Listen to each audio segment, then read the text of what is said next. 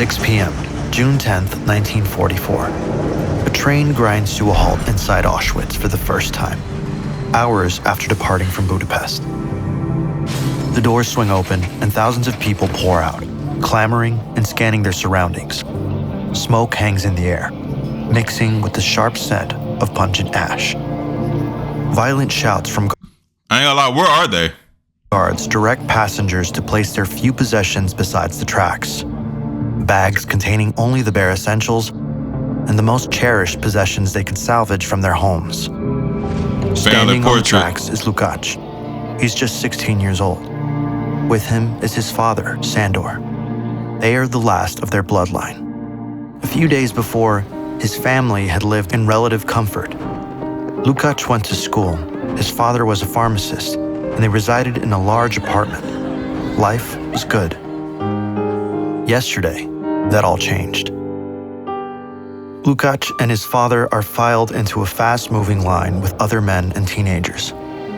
Next to them is another queue with young children, women, and the elderly. At the front, an SS doctor is inspecting the arrivals. Lukács has heard rumors of the atrocities committed by the Nazis, but never in his wildest dreams did he imagine seeing them firsthand. He is standing inside Auschwitz-Birkenau, but what he doesn't realize yet is the true scope of the operation. This complex, covering over 140 hectares, was built to imprison, exploit, and exterminate thousands of people. On the right of this was Auschwitz I, the original prisoner camp established in 1940. Initially used to hold the Polish resistance and political figures before it became overcrowded and Birkenau took over the responsibilities in 1942. It now serves as offices for the SS operating as the camp's administrative hub. Lukács and his father reach the front. This is no ordinary line. Life or death rests in the doctor's decision. A signal to the left spares them for forced labor. A signal to the right leads to the gas chambers. The doctor pauses and looks at them. Over 80% of the people sent to Auschwitz were murdered immediately at arrival. What is Auschwitz? Mind you, I don't know what's going on. I don't know where they at. I don't know nothing. I'm just here. You know what I'm saying? I don't know what's going on, you know what I'm saying? You did. I'm so lost. I don't know what Auschwitz is. I don't know where it's at. I don't know who these people is. I don't know what happens when you go to Auschwitz. Like, I don't know what none of this is. I don't got no context. It's like somebody that never seen Earth before. I just got dropped into this area. I don't know where to go. Never been here before. I don't know what things is. I'm clueless. Like, I'm so lost right now, bro.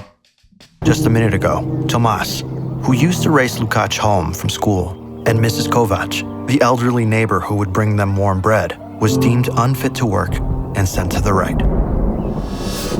She was sent to what? Doctor signals left, and guards push them aside. Some may view this as fortunate, but they are unaware of the horrors that lie ahead. Lukács and the rest of the newly arrived prisoners are taken to the west end of the camp. Lukács enters the building, known as the sauna, and is immediately commanded to strip. Come on, gang. For what, though? What he taking his clothes off for, gang? Why y'all got my man taking off his clothes, gang? He complies. Hair is shaved off his head, arms, and Bruh. legs. Why the legs, though? A needle pierces his flesh. Finally, a number is stamped on his skin. What? In the next room, hundreds of men shower with ice-cold water. What? Within a matter of minutes, everything that once made Lukács special was stripped away. As Lukács is taken to the barracks, he passes the Kanata buildings. Here was a somber repository of belongings discarded by those who had just arrived, each item telling a story of hope and despair. 30 barracks house the items of the thousands of daily arrivals. Inside, The buildings were filled with shelves stacked high. Workers were ordered to organize everything, sort it, and package it to be sent out to help the Nazi war efforts. Lukács is pushed into his new home, his father at his side. The room is cramped, packed with men and boys, all reduced to shadows of their former selves. Rows Bro, what's going on? What's going on? upon rows of Bro, it's not even blankets in there. wooden bunks stacked 3 high, each one barely wide enough for a man to lie flat. The air is thick, heavy with the stench of sweat, decay, and sickness. The floors are damp and caked with filth. The wooden walls are bare, offering little insulation. A single dim lamp swings from the ceiling, casting just enough light for Lukács and his father to claim a small space on a top bunk. On the hardwood, they fall asleep, unaware of the chaotic day that awaits them. What? What, bro? Space on a top bunk. Bro, no. Y'all did not see the clips, bro. Hold on. On the hardwood, they fall Bro, what did they do? What did they do? unaware of the chaotic Look at this. He got an AK in his hand. day that awaits them. Look at bro, I think that's a female. I don't know. I'm just assuming because of the scarf thing. But I don't know. Regardless of the, whether it's a female or not, it's still wrong. Like, bro, what is, look, he about to step on, kick him or, bro. They are currently located in the Jewish camp. Birkenau holds 300 wooden and brick barracks, divided by prisoner type. Women are housed in sectors B1. Bro, they got girls too. I mean, it's bad regardless, male or female, because everybody human at the end of the day. Especially if they innocent too, they just double down on making it worse. Like, what did they do for y'all to do this to them? What did they do? 1A and B1B. While Romani prisoners are in sector B2E, other groups such as homosexual men, criminals, and Jehovah's Witnesses are also segregated. Each group wears a specific badge to indicate their identity. Lukács barely slept. He rises from his bunk. He gets the distinct impression that he needs to ready himself quickly. Everyone shuffles out of the barrack. Bruh, nah. Nah, ain't no way. No way. The rain starts to come down. Lukács feels the cold seeping in. His body shivers as he stands in silence. Around him, shoulders sag under the weight of exhaustion. A man in the row ahead stumbles, collapsing face first into the mud. Not a single prisoner flinches. An SS guard notches something in his book. Time feels heavy for Lukács. Will anyone help him? He thinks. One of the guards barks an order. A prisoner in a similar uniform, but with an armband, hurries forward and without hesitation, grabs the body by the arms. The man is dragged away, leaving a smear of mud in his wake. So he passed out in front of them? Lukács knows it. He has just seen death for the first time. It's becoming clear that survival here depends on endurance, attracting little attention, and not falling ill. Lukács is assigned to a work group at Auschwitz, and a troubling fear settles in. He doesn't know where his father is going, and deep down, he fears he may never see him again. Bro, that's his dad game? Bruh, what the? As he walks with the others to his station, a strange melody begins to waft through the air. Lukács glances around, searching for the source of the music. He spots an orchestra. A group of women stands under a watchful gaze of a conductor, performing songs for the prisoners. Their voices rise in haunting harmonies, contrasting sharply with the grim surroundings. Before they leave his sight, he locks eyes with a young girl playing a flute. She gives him a smile. Lukács smiles back. As he arrives at his station, Lukács is shocked. Monowitz is the third and final smile. Bro, no way. No way they just, bro, no way the plot just, bro, what? Bro, I know they didn't say what I think they just said. No, how do we end up there? Lukács smiles back. As he arrives at his station, Lukács is shocked. He what? Hold on, I gotta turn the captions on. Girl playing a flute. She gives him a smile. Lukács smiles back. As he arrives at his station, Lukács is shocked. Oh, it's shocked. I thought shot. I'm like, dang. Like, how you go from smiling to, I was about to say.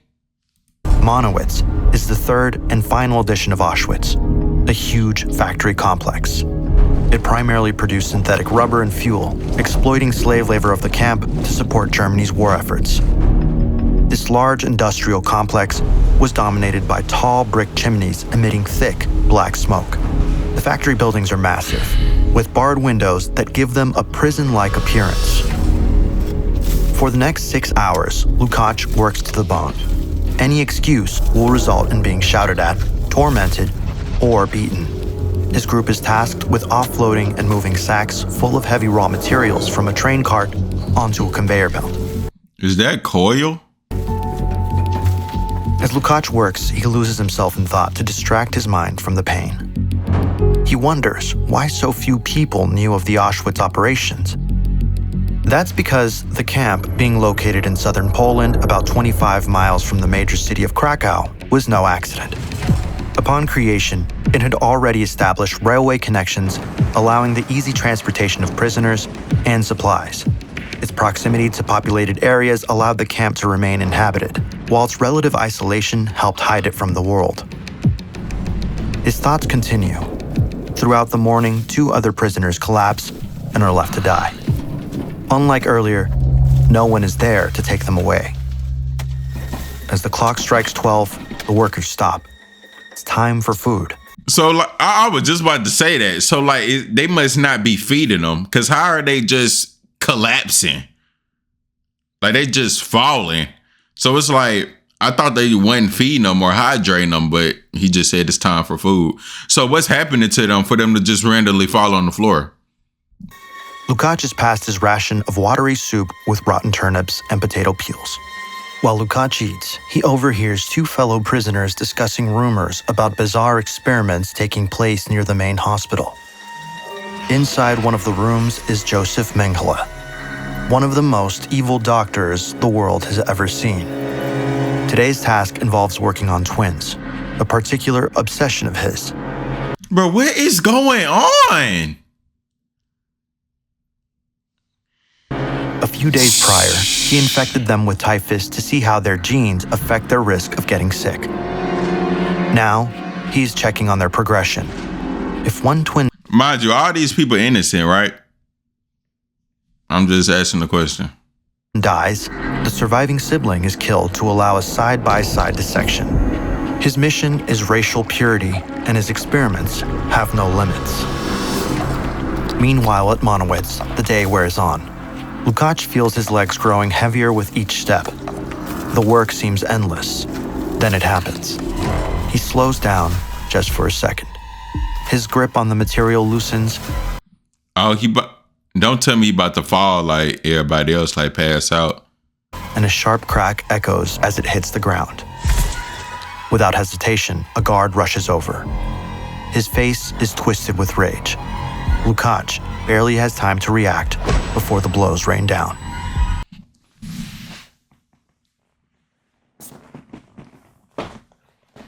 Like, bro.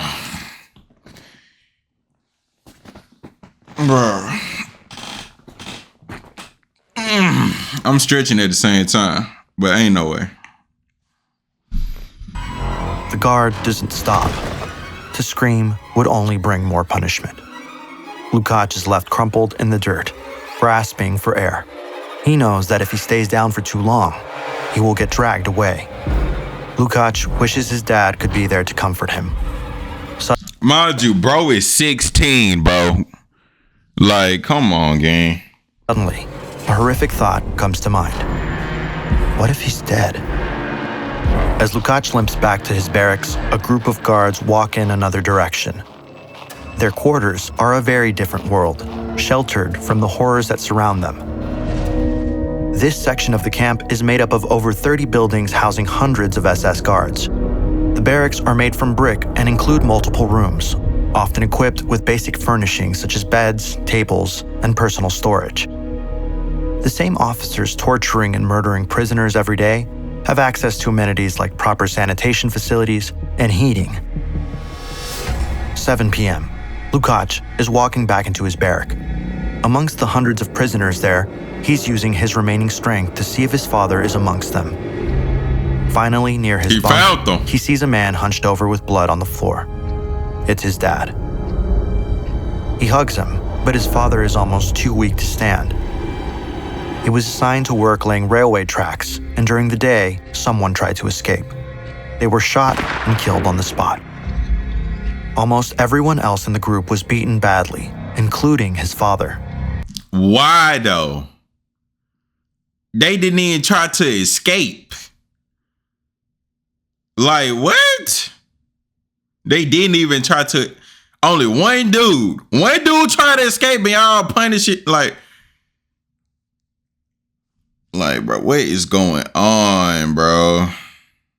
What is this place? Lukács tells his father to stay put and rushes off to get food. On the northern side of the camp was a row of kitchen barracks. There was one or two for each section of the different population groups. Inside, prisoners are preparing dinner for the workers.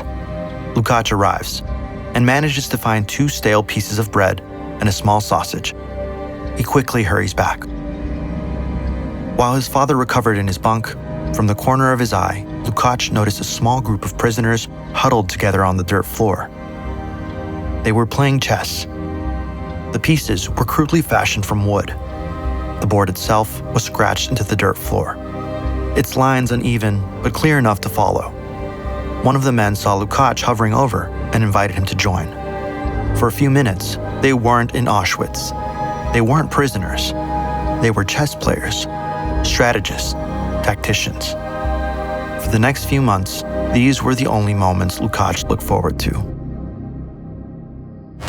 The summer of 1944 brought nearly 2 months of hell for Lukács and his father, as the Nazi war machine rapidly crumbled. In the east, Soviet forces were advancing, reclaiming nearly 100,000 square kilometers of territory. Time was running out for the Nazis, but it was also running out for Lukács and the thousands of other prisoners still trapped inside. 6 a.m., August 1st, 1944. Since their arrival inside nearly 2 months ago, Lukács and his father had faced a brutal life. Little food, no breaks, and constant beatings. Outside, reporting to their work assignment, Lukács realizes his father is barely conscious. Then, he hears a thump. A few meters away, his father collapsed into the mud and is not moving. Mind you, bro is 16, bro. Witnessing this happen to his dad in real life. I mean, not real life, but like in front of his eyes, I meant. Like, bro. Lukács paused for a moment, wondering how he could get him to the prisoners' hospital. Many prisoners suffered from tuberculosis, malaria, meningitis, and dysentery. Lukács' dad is suffering from the same fate as countless others: exhaustion mixed with starvation. So tired with not enough calories. Section of the camp consisted without enough food. Of over a dozen barracks in repulsive conditions.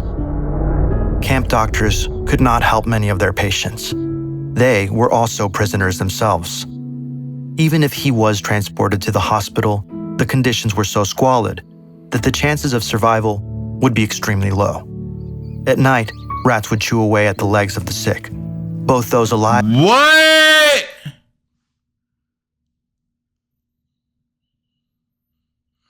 Bro. That is disgusting, bro. And dead. An SS guard approaches Lukasz's father and screams at him to raise himself up. He must. I did not know rats eat that. I thought they only eat trash. Well, then again, I heard they eat anything, so I guess. There's whatever strength he has to shakily stand. But his fate is sealed. The guard gives one signal, and 2 other guards come to escort him away. He won't be heading to the hospital. Lukasz's father is placed in a steady moving line entering the crematorium building number 2 in the northwest of the camp away from the prisoner barracks. These 4 structures are built with deceptive facades to prevent panic about the imminent fate. Inside, the room is bare and windowless, except for one unsettling feature: a series of tall, mesh-covered columns that stretch from floor to ceiling. These columns were the delivery system for Zyklon B, the cyanide-based pesticide used to murder prisoners in horrific numbers. Once the chamber is sealed, SS guards drop the gas pellet. Oh, that's what they was talking about. Through these columns, releasing lethal fumes, filling the room within minutes. Each gas chamber was connected to an adjacent crematorium, where the bodies were immediately disposed of. At the peak of the Holocaust in 1944, the camp murdered somewhere between 3,000 to 5,000 people each day. Bruh. For what? Like. On this day, that included Lukasz's father. Between 1944 and January 1945, the Soviets got closer and closer to the German homeland. The SS began to abandon various concentration and labor camps it had built throughout the Eastern Front. In January of 1945, the Soviets entered Auschwitz. The troops see a few thousand prisoners, gaunt and starving. To them, it's liberation. But for Lukacs, it was too little, too late. He was 250 miles away. Marching through the dead of winter along with 1,000 others, Lukacs had managed to make it so far, but his body can't handle it any longer. He collapses on the side of the road, falling face first into the snow. A guard shouts at him to stand, but Lukacs no longer has the strength.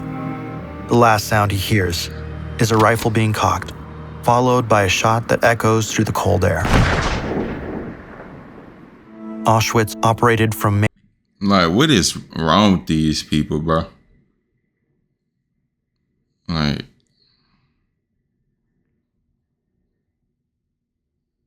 bro, 16. Bro is a kid, bro.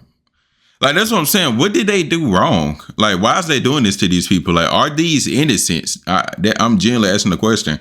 Are these innocents? Like, because, like, if not, what did they do for them to deserve this? Like, what's going on? Like, mind you, I don't know nothing. I'm so lost. I'm so confused. I don't know what's going on at all. Y'all boys let me know in the comment what's going on. I'm so lost. I'm confused. I don't know why any of this is happening. I'm so lost. Like, May 1940 to January 1945. It expanded from the original barracks at Auschwitz I to include Auschwitz-Birkenau and the slave worker factory of Auschwitz-Morowitz. Lukacs and his father may be fictional, but they stand for the countless lives shattered by the Nazi regime and its supporters during their merciless terror across Europe. Of the 1.1 million people transported to Auschwitz, over 900,000 were murdered or worked to death shortly after arrival. 900,000. Bro. That's almost, bro. This don't make no sense, bro.